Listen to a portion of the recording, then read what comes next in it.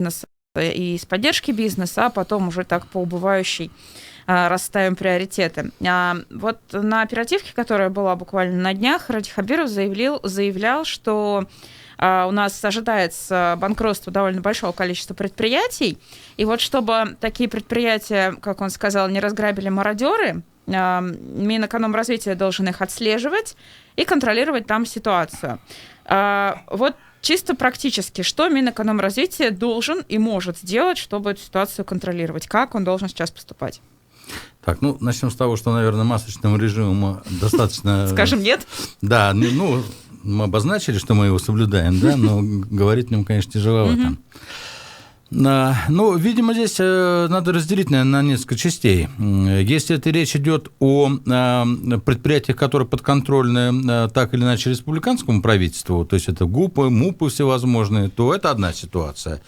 Если речь идет о частных предприятиях, здесь, наверное, если это предприятия имеют достаточно большое количество рабочих рук, и их освобождение одномоментно будет значимо для того места, где находится это предприятие, то здесь, конечно, наверное, можно поискать какие-то пути помощи этому предприятию. Мы знаем, что процедура банкротства, да, она многоступенчатая, там есть в том числе этап оздоровления финансового. Видимо, с помощью арбитражных управляющих постараться это предприятие сохранить на плаву. Здесь, наверное, об этом прежде всего идет речь. А то, что, конечно, достаточно большое количество предприятий закроется, это неизбежно. Не говоря о том, что уже повально началось закрытие ИП. То есть в первые дни, когда был объявлен кризис, и стало возможно, стало понятно, что будет закрытие ИП, я смотрел, статистика была там 70 тысяч, 100 тысяч в день по стороне закрытия ИП. То есть мы выйдем из кризиса. По Башкирии нет таких цифр у вас? По Башкирии пока не видел, но мы выйдем из кризиса, и понятно, что очень многие индивидуальные предприниматели закроются, потому что им проще... во-первых, они остались без работы, во-вторых, они остались без средств к существованию, и понятно, что в этой ситуации им проще пойти на биржу труда и получить хоть что-то, там те 3-6 месяцев, которые государство готово на бирже труда помогать им, нежели сегодня оставаться в статусе ИП и платить на фиксированные налоги. Да? Напомню, кто не знает, из слушателей, там порядка 55 тысяч обязательных платежей в год делает ИП, но они разделены на 12 месяцев, но тем не менее каждый месяц ты обязан какой-то платеж делать. Так если у тебя бизнеса не осталось никакого, какой смысл это делать? Надо закрывать ИП и идти на биржу. Но это про ИП. Если мы про них продолжим, то те меры поддержки, которые в самом начале этого режима самоизоляции озвучивались правительством республики Назаровым и Хабировым, когда обещали снизить эти ставки по упрощенке, когда обещали решить проблемы с арендой помещений, в том числе муниципальных, отменить эту аренду или как-то ее распределить. Эти меры работают, знаете ли вы что-то об этом? Нет, но меры, которые касались аренды муниципального и госимущества, насколько я понимаю, они в какой-то степени работают. Другое дело, что огромное количество предприятий арендуют участников, и на частников, к сожалению, распространить это невозможно, не представляется возможным, потому что для частников сдача в аренду – это тоже бизнес, надо понимать. Если арендаторы не будут арендателям платить, то они тоже обанкротятся, разорятся. Им надо содержать это помещение. Вообще, тоже я бы разделил на несколько частей этот вопрос.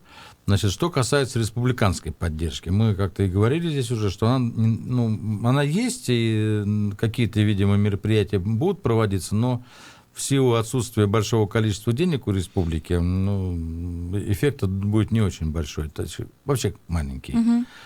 Но, слава богу, что хотя бы какое-то что-то, так сказать, выделяется, даже те же 10 миллиардов, которые, если я правильно называю цифру, правительство республики собиралось выделить, это, в общем, для республики большая цифра, учитывая, что мы практически все деньги, которые собираем, налоги отправляем в Москву.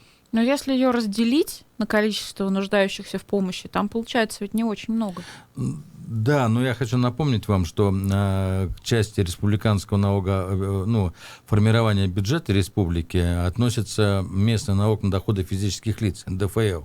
А именно он будет катастрофически недособран за апрель и за май месяц, да, потому что зарплаты нет, да. А там, где она есть, она будет, сегодня по данным таких порталов, как Работа.ру, HeadHunter, мы видим, что огромное количество предприятий сокращает работу, уменьшает, отправляет в отпуска, то есть делает все, чтобы минимизировать свои издержки.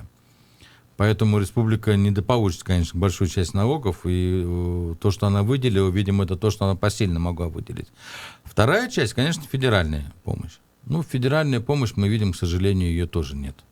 То есть та объявленная помощь, которая сегодня есть, она, я просто перечислю ее, кто не помнит или там не следил, это, соответственно, льгота по отсрочке уплаты налогов. Там дискутируется сейчас от полугода до года, но тем не менее это никто не отменяет, налоги надо будет платить. Это кредиты на заработную плату, но опять же кредиты надо отдавать.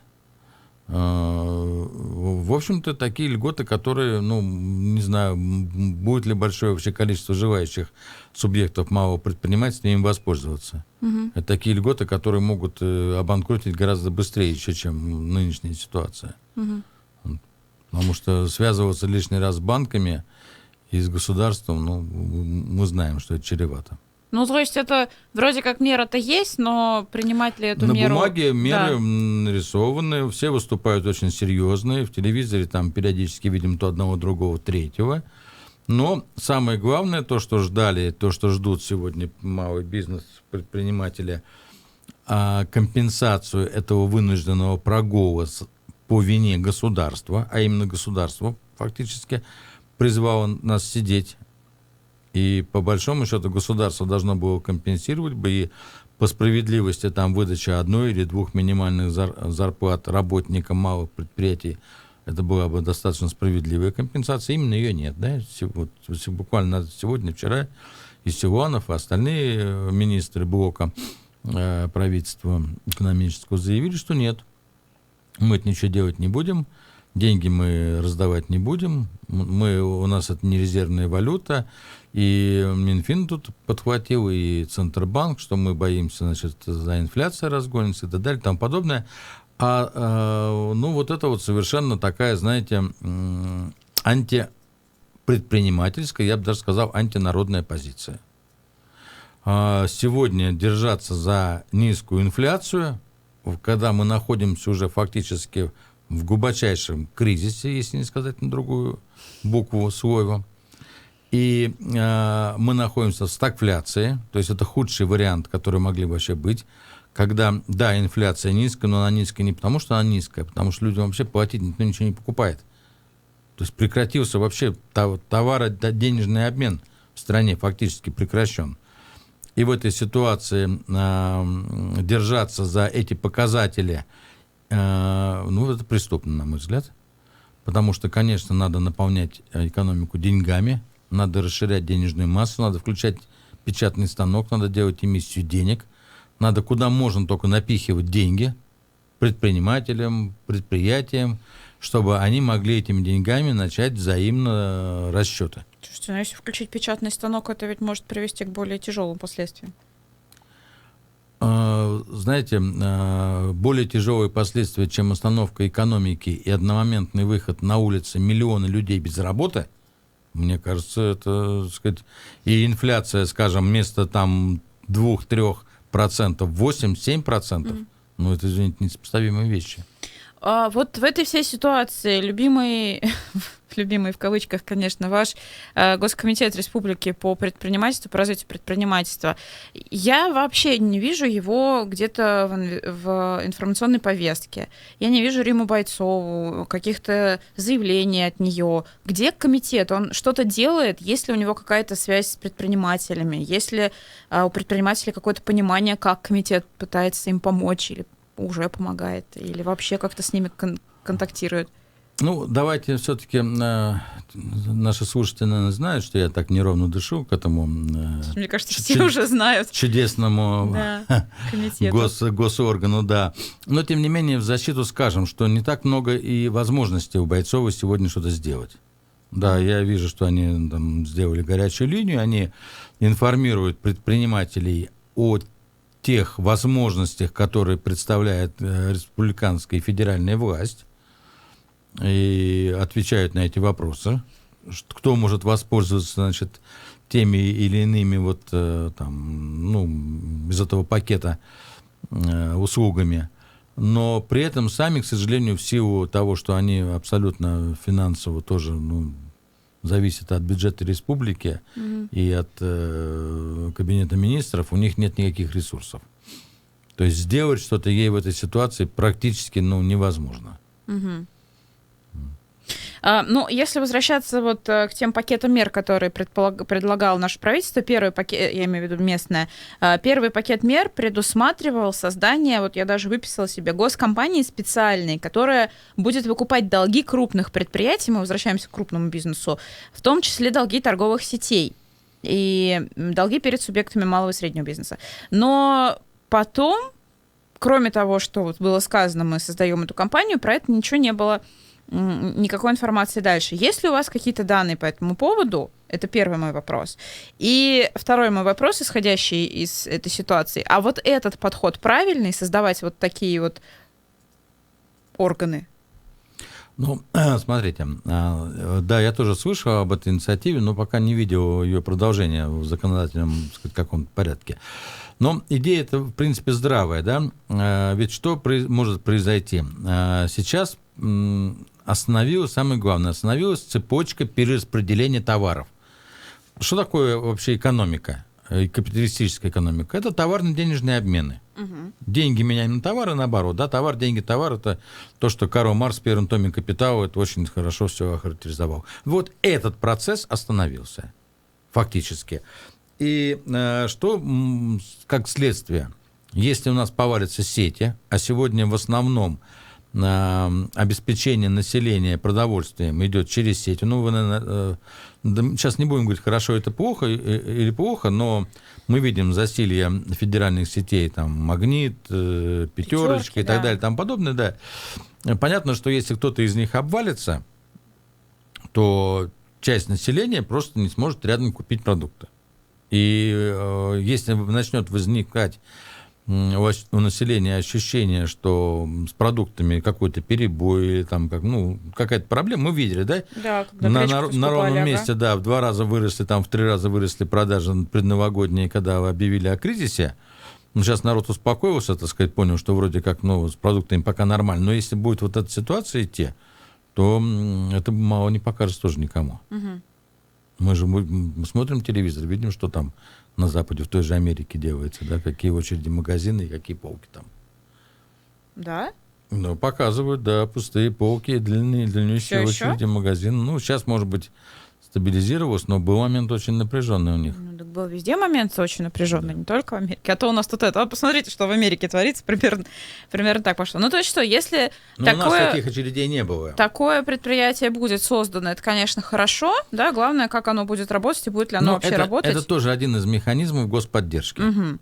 Фонд помощи, который тоже анонсируется, да, фонд защиты от банкротства предприятий. Это еще один анонс, который дальше анонса никуда не пошел, но, тем не менее, раз уж было заявлено, Минэкономразвития об этом заявил, тоже хочу об этом поговорить. Это примерно то же самое, что это корпорация по выкупу долгов? Это все, на самом деле, суррогатные элементы, которые пытаются подменить одно нормальное понятие. Если бы был введен карантин официальный, и, соответственно, тогда вступают в силу поправки к договорам о форс-мажоре, тогда все понятно. Угу. Наступил форс-мажор, объявленный государством, да, я могу не платить своим поставщикам и так далее по цепочкам, а государство мне компенсирует. Вот все бы стало на свои места. Вот поскольку у нас нет главного краеугольного камня, вот мы начинаем вокруг него водить все возможные хороводы. Изобретать, да, вот наша страна, она чемпион мира по изобретению всевозможных суррогатов вместо того, чтобы действовать правильным, нормальным путем. Но, правда, вот я слышу, Совет Федерации вроде как озаботился этим и вот хочет ввести, ну, так сказать, объявить, что это был форс-мажор для того, чтобы, ну, расставить точки над «и». Не знаю, что непреодолимой силы. Да, поэтому всевозможные различные вот эти вот предложения, они, видимо, обсуждаются, предлагаются, но все они в итоге суть одного. Если это был карантин, государство должно взять на себя ответственность за будущее предприятий, которые пострадали. Если это не карантин, то все остальное не имеет значения. Если мы предположим, что 12 числа мы выйдем после этих 9-майских праздников... Нет, мая. 12 мы выйдем Вы после праздников. Да? И... Ну, вы оптимисты. Подождите, нам Владимир Владимирович что сказал? Пока вот до 11-го, а потом понаблюдаем. Он как ваш Венедиктов, будем наблюдать, говорит. Нет, окей, да, даже если там мая, июня, неважно. Вот сказали, все, ребят, снимаем эту изоляцию, начинаем. Сколько времени бизнесу, который сейчас пострадал, потребуется, чтобы попытаться восстановиться хотя бы до каких-то более-менее приемлемых цен, цифр? Но если это малый бизнес, он может достаточно быстро восстановиться. Средний и крупный, конечно, это сложнее, потому что это цепочки поставок, это логистика. Пока все не заработает в полном объеме, это будут проблемы. Здесь вот что касается частного бизнеса, то о нем не надо беспокоиться. Почему? Ну, потому что он так или иначе восстановится. Что позакрывалось, то откроется назад. Государственный бизнес, я так понимаю, что он и не закрывался. Вот. Вопрос здесь в другом. На каком качественном уровне все это будет? Угу. Останутся ли прежние зарплаты? Останутся ли прежние рабочие места? Вот. И вот здесь, скорее всего, вот, как бы вот мой опыт 30-летней в бизнесе показывает, что по-старому не будет. Что будут, конечно, сокращены рабочие места, и зарплаты будут сокращены, и мы выйдем гораздо, население станет, вообще страна будет гораздо беднее после кризиса, чем она вошла в этот кризис. И, к сожалению, учитывая, что не мы одни находимся, а весь мир в этом кризисе, это время будет вот достаточно длительное. Другое дело, что кто-то может быстрее восстановиться, я имею в виду остальной мир, который уже потихоньку начинает. А вы не верите, да, в возможность того, что, как и говорили раньше, с 12 мая потихоньку начнут эти меры смягчать в России и снимать? Мне кажется, что они будут продлены до 1 июля. Угу. Хорошо, если я ошибаюсь. Дай бог, если я ошибаюсь. Да, тут прогнозировать, конечно, неблагодарное дело. Но понимаете, какая вещь? Тут опять же, вот что мы сейчас наблюдаем, да? С одной стороны, вы знаете, да, там Сингапурский институт, который рассчитывает, когда закончится эпидемия в России, в том числе, он сейчас сдвинул на 28 августа, сдвинул сроки окончания эпидемии в России. Соответственно, власть будет ориентироваться на эти цифры в любом случае, и если будет малейшая угроза того, что эпидемия будет продолжаться в таком же объеме или будет вторая вспышка, то власть пойдет на то, чтобы лучше продлить карантин, нежели, его ликвидировать. Это вот сторона власти. Теперь со стороны населения и бизнеса, да. Мы сегодня видим, я к вам ехал, я живу за городом, и оторван от повестки городской, но то, что я увидел сейчас в городе, громадное количество машин для выходного дня праздничного, говорит о том, что население устало. И население в явочном порядке собирается выйти и пойдет на рабочие места, пойдет в город. То есть вот это будет вторая сторона, обратная сторона. То есть государство, например, захочет, чтобы все сидели, а люди пойдут и выйдут, потому что 40 дней это уже это перебор. Да, как раз про это хотела сказать, что вот на 14 часов, если верить Яндекс.Картам, индекс самоизоляции в Уфе упал просто до каких-то рекордных минимальных значений. 1,6 балла он составлял вот с начала замеров, когда Яндекс только начинал это делать. Потому что жизнь невозможно остановить. Самый низкий процесс. Более того, человек такое существо, что он привыкает ко всему. Это универсальное биологическое существо. Угу. Поэтому он привыкает и к страху тоже. И перестав бояться, да, ну, понятно, ну, слушайте, что там далеко ходить? Собянин у себя в своих социальных сетях пишет, должно переболеть 2% москвичей. Ну, если мы от большой Москвы, от 14 миллионов посчитаем, должно это переболеть 360 тысяч человек. Сегодня переболело там 100 тысяч, там еще даже еще 2/3 должны заболеть. То есть, ну, какая-то часть популяции должна пройти через этот вирус, прежде чем он прекратится. Мы сейчас прервемся на новости, после них вернемся, продолжим. Я напомню, что у нас в гостях сегодня доктор социологических наук Арсен Нуриджанов.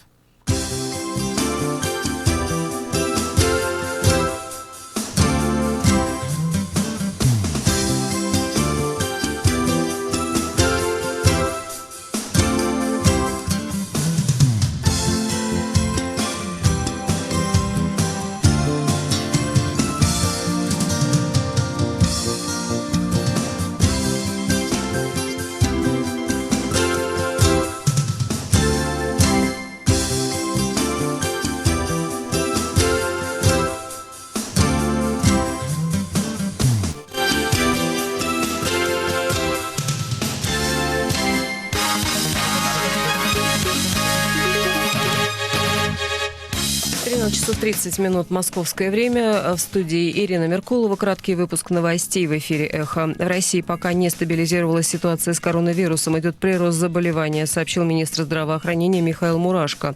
По его данным, сейчас около 4000 пациентов с коронавирусом в тяжелом состоянии, от 1200 до 1500 в реанимации. По официальным данным, в стране с начала пандемии заболели почти 166 тысяч человек. Президент Путин сегодня проведет очередное совещание по коронавирусу. Как ожидается, будет обсуждаться поэтапный план снятия ограничений. Свои рекомендации должны были подготовить правительство, Роспотребнадзор и рабочая группа Госсовета. В Кремле уточнили, что заболевший премьер-министр Михаил Мишустин в совещании участвовать не будет. Главный врач Троицы-Сергиевой Лавры и Московской духовной академии игумен Тихон скончался от осложнений, вызванных коронавирусом. Это произошло 5 мая, сообщает телеграм-канал Лавры.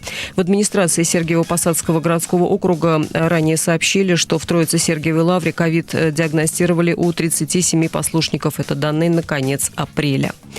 Генпрокуратура России потребовала от Роскомнадзора заблокировать видеоролики с недостоверной информацией о коронавирусе. В частности, речь идет о том, что коронавирус – это генномодифицированное биологическое оружие.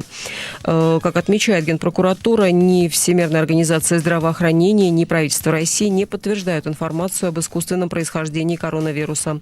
Между тем, эту версию не исключает руководитель Федерального медико-биологического агентства Вероника Скворцова. Об этом напоминает Интерфакс. При этом Скворцова добавила, что вопрос происхождения вируса очень непростой и требует тщательного изучения. Правительство России могло бы напрямую раздавать деньги населению в связи с коронавирусом, если бы российский рубль относился к числу мировых резервных валют, заявил в интервью газете «Ведомости» министр финансов Антон Силуанов. По его словам, правительство готовит третий пакет поддержки бизнеса, чтобы помочь компаниям выйти из вынужденных каникул и возобновить работу после почти двухмесячной остановки. Стоит напомнить, что решение о прямых выплатах населению приняли в США, некоторых странах Евросоюза и Японии.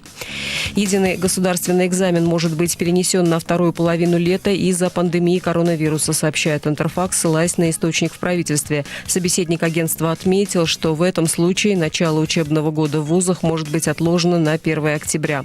Ранее министр просвещения Сергей Кравцов заявил, что решение о переносе ЕГЭ может быть принято после 12 мая. Вместе с тем министр считает, что совсем отменить единый госэкзамен невозможно.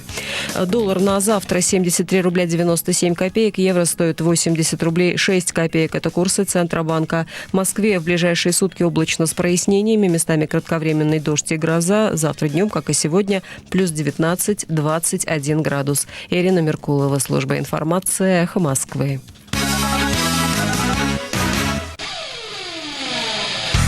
Говорят, человек должен посадить дерево, построить дом, воспитать сына. Разумеется, не обойтись без поддержки, знаний и, конечно, финансов. Все просто. Чтобы легко финансировать, нужно верно инвестировать. Финам. Инвестируй грамотно. Брокерские услуги оказывает АО «Финам». Представитель АО «Финам» в городе Уфа, ООО «Финам-2». Цюрюпы 75. Телефон 216 11 22. Доходность не гарантируется. Уважаемые жители Республики Башкортостан, в период самоизоляции оставайтесь дома. Берегите здоровье ваших близких. Благотворительный фонд «Реафонд». Телефон рекламной службы «Эхо Москвы» в Уфе. 216 35 99. Будет реклама, будет и эхо. На то мы и партнеры. «Эхо Москвы» в Уфе и представительство Всемирного конгресса татар в Башкортостане представляют рубрику «Говорим по-татарски». Переправа. Кищу. Очередь на переправе. Кищуда щират. Очередь на переправе. Кищуда щират. Жители Уфы образовали большую очередь на паромной переправе. Уфалылар паром кищуында зур щират тудырганнар. Жители Уфы образовали большую очередь на паромной переправе. Уфалылар паром кищуында зур щират тудырганнар. «Эхо Москвы» в Уфе и представительство Всемирного конгресса татар в Башкортостане представляют рубрику «Говорим по-татарски».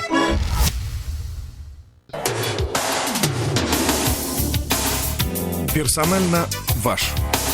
Продолжаем программу «Персонально ваш». Елена Черкова у микрофона. «Персонально ваш» сегодня доктор социологических наук Арсен Нуриджанов. Мы в прямом эфире работаем. +7 927 304 10 51. Номер для ваших смс-сообщений и сообщений в Телеграм. И смотреть нас можно в Ютубе и в Фейсбуке. Там идут прямые трансляции. Но вот нам тут слушатели наши пишут. Любовь, например, пишет, что малый и средний бизнес как раз нужно поддерживать больше, чем все остальные. Ну сложно согласен. с этим не согласиться. Да, полностью согласна. Да. Давайте тогда перейдем от бизнеса к более таким уже насущным вещам для нашей аудитории. Сегодня мы узнали, хотя эта петиция была создана еще, по-моему, 5 мая, вчера, на сайте Change.org появилась петиция от местных жителей, от жителей республики, которые требуют, чтобы Владимир Путин отправил Радия Хабирова в отставку. Там довольно большой перечень того, почему это должно произойти, но, среди прочего, там есть, естественно, проблема сибайская, которую, как утверждают авторы петиции, Хабиров никак не решил. Есть вот эти упоминания классных постеров «Счастье работать дома» и довольно большого количества людей, которые уезжают работать на вахты. И, разумеется, история с коронавирусом в РКБ, которую авторы называют просто, максимальной точкой того, как Хабиров не справляется со своей работой. О чем это говорит? Вот создание таких петиций. Понятно, что вряд ли они заимеют какой-то там дальнейший результат, и вряд ли они дойдут до Путина. Нет, конечно, нет.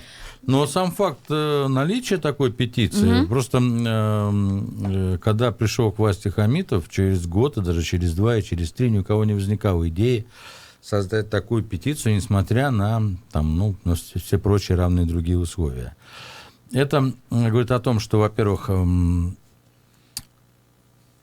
требовали, может быть, конечно, ожидания, которые были, они немножко вызывают разочарование.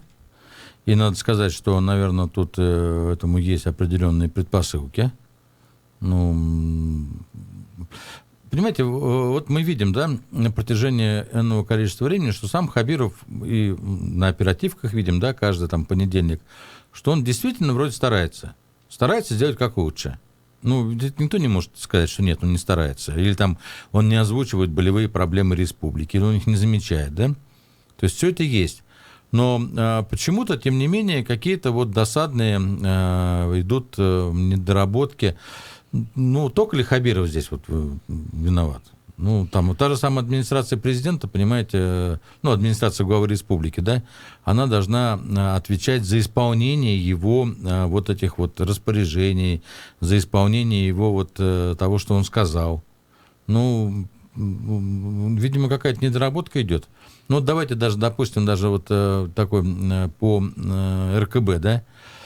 Я помню, что некоторое время назад, да, по-моему, глава Ермолаевского сельсовета, если память не изменяет, да, Ермолаевского, он был человек на выборной должности и был снят только потому, что он, приехав откуда-то, значит, сам не ушел добровольно на карантин, да? Да, и супруга его не ушла, она, если мне память не изменяет, была медиком. Она вообще врач, да. И это было подано на оперативке, знаете, так гневно, что ну вот безобразие какое. Угу. Проходит какое-то время, мы видим вспышку в РКБ. Выясняется, что главный врач РКБ тоже откуда-то приехала, тоже никуда не ушла на карантин. Ну, естественно, у населения, так сказать, прямая конспирологическая связь, да? Там ездила, заразила. Возникла пара вопросиков, да. Ну, понятно, да, так сказать, конечно, я утрирую, тут шучу, но тем не менее, понимаете, и возникает вопрос, что дальше? А дальше ничего, дальше, значит, своих не сдаем, что ли? Получается, то есть, чем ближе к власти, тем крупнее должность, тем, значит, позволее. Угу. Ну, это неправильно. Ну, смотрите, по этому поводу у многих есть такая позиция, что коней на переправе менять не надо, и вот сейчас надо разобраться с ситуацией, которая возникла, а потом уже кадровые решения принимать. Тогда все, тогда проблем нет. Считаем голоса в петиции. Раз такая, ну, конечно, нет, ничего не меняем. Только да не удивляемся тогда, потому что в петиции будет количество голосов за поддержку петиции будет расти. Ну, это же я вот хочу посмотреть, сколько сейчас. Связи между собой. Сколько сейчас. Если мы не делаем подписали. А, то получаем Б. Это же, ну, причинно-следственную связь никто не отменял. 1281 человек на 1540 6 мая. Но будет какой-то вывод после этого? Понятно, что никаких кадровых изменений не будет. У нас там срочно голову не поменяют, но как-то должно же это взято во внимание быть? Ну, как я понял, сам Хабиров обеспокоен этой ситуацией. Недаром он своего одного из ближайших подвижника, да, Баширова, именно поставил на контроль на Минздрав. Я не про Минздрав, я про петицию. Ну, я сейчас... давайте закончим с этим. Это в петиции, насколько я понимаю, самый такой основной момент был, понимаете? Поэтому я тут и разбираюсь с этой точки зрения. Так вот, ну о чем это опять вот говорит, да? Хорошо, что вот да, я понимаю, что он доверяет ему и надеется, что исправит ситуацию, и хочет исправить ситуацию, но остальная эта администрация главы, что не работала-то? Почему допустила такую ситуацию? Почему Минздрав не работал? Почему вот эта ситуация о том, что эти медики сигнализировали там и, соответственно, значит, жаловались. Обращения писали, почему, да, почему это никто на это внимание не обратил? Почему запустили эту ситуацию? А еще хлеще, когда, значит, все это вылилось теперь уже и на федеральный уровень. Теперь заявляем, это внутренние разборки. Ребята, какие внутренние разборки? Я понимаю, что вы хотите из говна конфетку сделать, пиаром закрыть это, так сказать, вот, ну... Ситуацию. Да, но так и так не бывает. Вот вы сделайте правильно. Вы разберитесь, сделайте правильные шаги, покажите, что вы власть. Власть-то примените. И тогда, конечно, население скажет, да, ну, бывают ошибки и там, и тут. Бывает, но власть вот такая у нас, справедливая, честная, разобралась, все поставила на место. А не рты затыкать несчастным врачам. Ведь коней на переправе не меняет, а РКБ что сейчас не теряет врачей, которые недовольны этой ситуацией, не собираются оттуда уволиться. А у нас врачей не хватает нигде. У нас везде не хватает врачей. У нас сегодня частные клиники, как грибы растут. Эти специалисты с РКБшные, их с руками-ногами частные клиники оторвут. А кого лечить будем? Большинство из них уже там работает ну, после в том основной. числе, да? конечно, да. Ну, идут на полную ставки, там, на 1,5 там, ставки, на 2. То есть мы хотим что? Мы хотим лидер нашего республиканского здравоохранения вообще оголить, без кадров оставить. Ну, так, ну, в общем, понимаете, вот надо не поддаваться сиюминутным эмоциональным порывам и пытаться как-то все это, так сказать, загладить, зацементировать, а ну, подойти к этому конструктивно и с прицелом на будущее, и тогда, может быть, таких петиций не будет. Слушайте, а вот назначение Баширова на эту должность куратора всего здравоохранения республики. Баширов — это ведь такой человек, о котором, в принципе, очень мало информации в публичном пространстве. Да, вот он есть, вот он работает в администрации главы, и все на этом. И тут внезапно Баширов получает такую, вот в данный момент, мне кажется, довольно серьезные полномочия, потому что здравоохранение действительно сейчас тема номер 1. Почему он? Ну, понимаете, кроме того, что лечить, есть ведь еще другие вещи. Это закупка лекарств, это новые койки больничные и так далее. То есть это финансовые потоки денежные. Вполне возможно, что он поставлен туда для контроля за денежными потоками, чтобы они в правильном направлении шли и там не разворовывались. Ведь мы не понимаем до конца его функционал.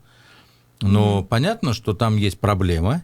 И, кстати говоря, вот РКБ эту проблему скрыл, да? И эту проблему надо решать. А начиналось с чего? Эти врачи вообще сегодня повсеместно жалуются на что? Они жалуются, что не хватает средств защиты. Средств индивидуальной защиты, да, совершенно верно. А на нее выделяются, видимо, деньги. Тогда куда она девается? Почему она не доходит? Тут много вопросов. Да. И Хабиров, я так понимаю, доверяет Баширову и считает его, что он способен в этой ситуации разобраться. Но он действительно, помните, он же был работником Минфина в свое время. Поэтому как уж там разобраться в денежных потоках, как они функционируют, я думаю, ему не составит большого А для труда. Забелина это чем-то угрожает ситуация? Вот Я такая? думаю, что для Забелина это помощь. Тут трудно требовать от министра, который недавно появился в республике, чтобы он досконально вот прямо все разобрался. Там действительно есть свои подводные камни в здравоохранении. Они достались частично и нынешнему министру от прошлых лет. Прошлых министров. Да, от прошлых министров. Поэтому я думаю, тут как раз хуже не будет ему. То есть это не звонок ему на выход. Это помощь, как раз это, так сказать, такая административная помощь вот во время такой тяжелой ситуации. Меня что удивляет, мы постоянно говорим только про РКБ, но при этом, при всем, Минздрав же официально признал, что у нас вспышек и источников этого заражения несколько, и в районах тоже больницы есть. А что там происходит, в том же Белебеевской ЦРБ, что сейчас там происходит, как там сейчас обстоят дела? Нет ничего. Именно потому, что, обобщенно мы говорим об РКБ, но на самом деле мы видим, что ситуация типичная. Практически повсеместно в регионах основным распространителем коронавируса являются больничные учреждения. Это происходит по нескольким причинам. Первая причина, понятно, что главные врачи министерства, видимо, не хотят пугать статистикой центр. Может быть, они что-то занижают, что-то скрывают. Да просто у кого-то не было тестов на коронавирус, поэтому и не ставили, не диагностировали ничего. Вот. И ситуация, естественно, оказывается запущенной. И основные, ведь все больные, которые там лечились, они же туда лечиться не от коронавируса приехали, они приехали по другим вещам лечиться. Да. Они поехали домой, и болезнь никуда не делась, они пришли в свои районные ЦРБ, и, пожалуйста, привет, Шишкин, мы с мотора все болеем. Я напомню, что мы в прямом эфире работаем, и нам можно присылать ваши вопросы и сообщения. +7 927 304 10 51. Писать можно еще и в Телеграм. Пожалуйста, не забывайте подписывать ваши смски. В Телеграме мы видим, как вас зовут. Я хочу про Курултай поговорить. У нас Курултай, благо, дает последние дни поводы, чтобы вспомнить о себе, и почему-то какие-то поводы чаще всего нелепые или смешные. Вот очередная инициатива наших башкирских депутатов придумать закон, который защищает, фактически песни, сказки, сказания, легенды, мифы. И вот это все это большим красивым названием называют закон о защите нематериального наследия республики. Вот в нынешних условиях, в нынешней ситуации с экономикой, со здравоохранением, с социальной ситуацией, когда люди без работы остаются, зачем нам закон о защите сказок? Я, честно говоря, считаю, что это вообще очень здорово и очень правильно. В условиях, когда республиканский парламент фактически ненужный придаток системы, и до этого занимался какой-то имитационной деятельностью, видимо, депутатам надоело просто заниматься всякой имитацией, и они решили сделать хоть что-то полезное. Кого-то посетила креативная мысль. И эту креативную мысль они реализовали как умели. Но такой у них уровень, не такое у них понимание своих задач. Здорово. По крайней мере, хоть что-то. Это уже лучше, чем просто сидеть, тупо молчать или там одобрямся. Нормально. Молодцы, ребята. Может быть, как-то, не знаю, заняться более важными вещами. Почему? Они же копируют старших товарищей. А смотрите, поправки к Конституции сегодня. За приоритет, детей. А что у нас, детей не приоритете? Защита животных. Как только родил его, сразу его об стул, как в парке, башкой и в яму, что ли? Кошмар. Или там защита животных, или защита культурного наследия. Мне очень плакаты нравятся. Поправка по русскому языку. Я не очень понимаю, а кто эти враги, которые на русский язык покушаются? Не знаю. Печенеги. Печенеги, наверное, да. Понимаете, вот и 99 поправок – это имитационные поправки, которые на самом деле они прикрывают только одну поправку. снятие, сроков на занятие там, президентской должности. Вот, кстати, они мимикрируют все остальное. То есть эти поправки такая же, точно такой же продукт, как и вот этот закон. Как этот закон, конечно. Кстати, поэтому про поправки. Нормально, креативные ребята.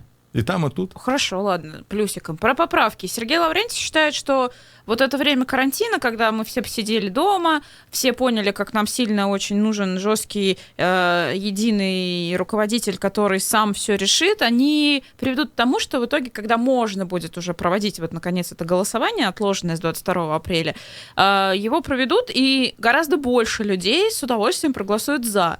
Вот вы как думаете?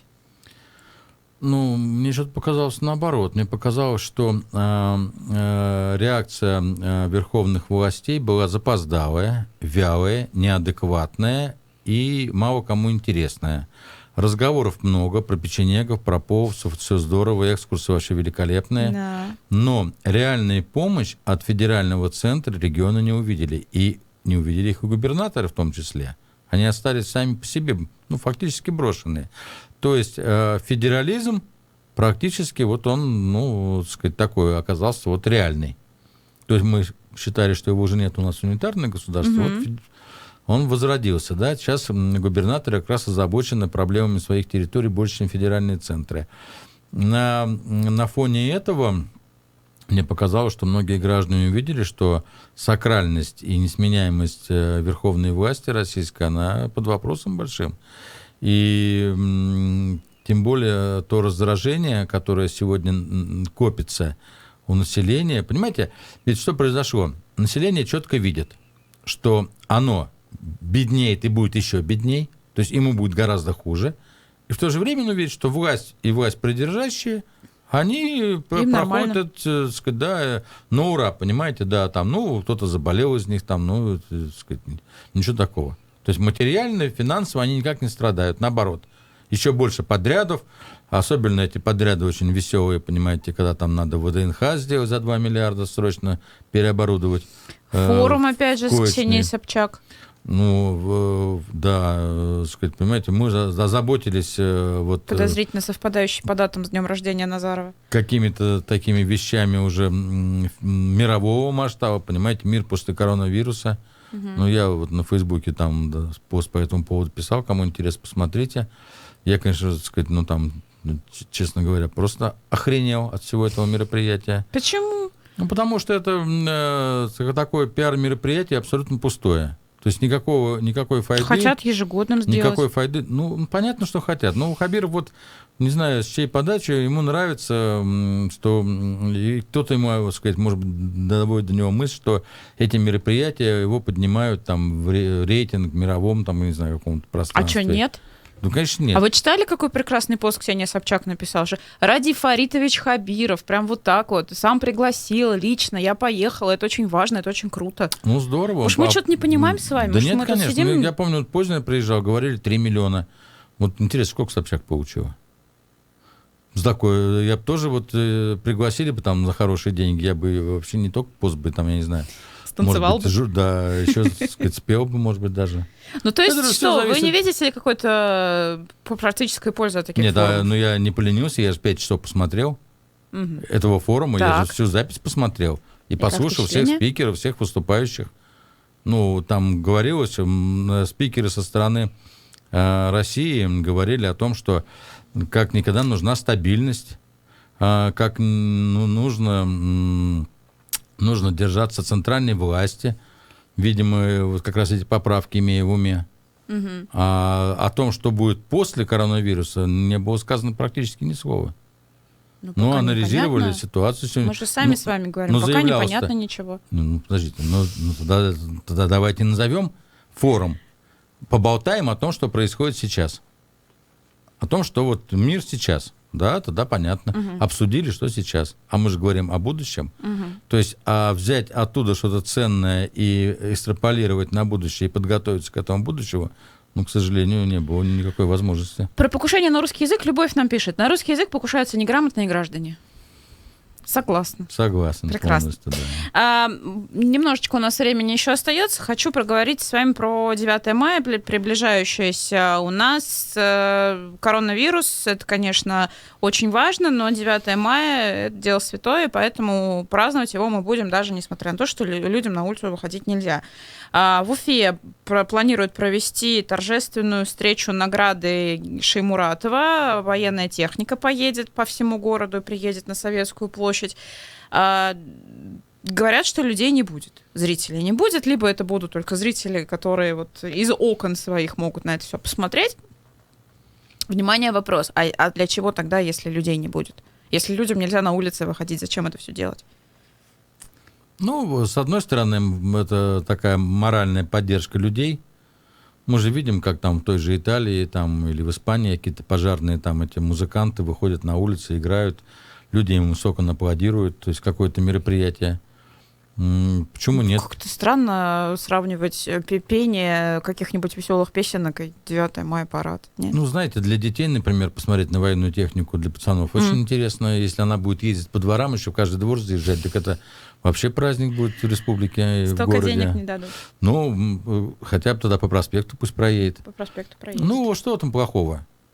Ничего в этом плохого такого нет. Наоборот, это связывает нас с эпохой, связывает нас с 9 мая прошлого года, то есть какая-то стабильность, понимаете, намек на какую-то стабильность. А если, конечно, так сказать, там посмотреть с точки зрения того, что это денег стоит, ну, это не таких больших денег стоит, сколько может быть поднять настроение населения. Ну, особо такого вот, чтобы сказать, что это совсем как я не вижу. Просто поднимать настроение напоминаниями о кровопролитных боях, войне и миллионах погибших людей. Подождите, сегодня победа... это такое себе. Победа в Великой Отечественной войне — это сегодня основной наш... Основная скрепа. Основная скрепа, да, понимаете? Она прошла через все семьи. Нет такой семьи в стране, где бы не было там, кто или не участвовал, да, не погибал, не работал в тылу. Да, поэтому тут, наверное, это важно. Важно. Для власти важно, для населения важно. Ну, недаром мы видели, сколько собирает бессмертный полк и так далее. Нет, давайте все-таки какие-то вещи оставим. А вот это бессмертный полк на автобусах Башавтотранса. Давайте перевернем ситуацию. А допустим, это в Новый год был бы, да? И власть сказала бы, ну, раз так, ну, туда елки не будем ставить нигде, наряжать не будем, иллюминацию. Все равно дома сидите. Что будем деньги тратить? Сказали, нет, как, ну, поставьте елки-то, иллюминацию какую-нибудь сделайте. Нет, ну, давайте. Это... В общем, это так. Хорошо. Оставим, пусть катаются. Пусть катается бронетехника. Да. Фотографии ветеранов на автобусах и троллейбусах. Ну, я считаю, это неплохо. А что в этом плохого? Хорошо. А это нормально, да? Что колонна поедет этих автобусов башавтотранских с фотографиями? Да, конечно, нет. Но чем больше мы будем вспоминать людей, которые отдали свои жизни в той войне за наше вот светлое будущее, или тех, кто там работал в ТУ, тем лучше будет. Понимаете, когда мы благодарим, мы сами меняемся. Вот эту благодарность от населения надо получать. А благодарность, вот надо видеть, кому благодарить. Пустой проспект, и едут автобусы с фотографиями. Ну, вот индекс сегодня же уже низкий, сегодня не пустой проспект. Выйдут люди, встанут у домов, посмотрят. Да, они пойдут куда-то в одно место, а посмотрят на вот протяженность и все равно увидят. И все равно настроение будет другое. Вечером сядут, выпьют рюмочку за деда, за прадеда. Ну да, выйдут там майор Шингареева, там это... лишние звездочки на погоны. Об инициативе Курултая браво, пишет наш слушатель вам, но не подписывает, к сожалению, сообщение. Спасибо вам большое, Арсен. Будем заканчивать. Друзья, спасибо за то, что писали сообщения. К сожалению, не все мы прочитали, но мы все равно все их видели. Владимир нам писал об этом. Да. Доктор социологических наук, кстати, поздравляю с получением докторской. Спасибо. Арсен Нурджанов, Елена Чуркова. Меня зовут Никита Полянин за звукорежиссерским пультом. Хорошего вам дня и пока. До свидания. Никакого секрета.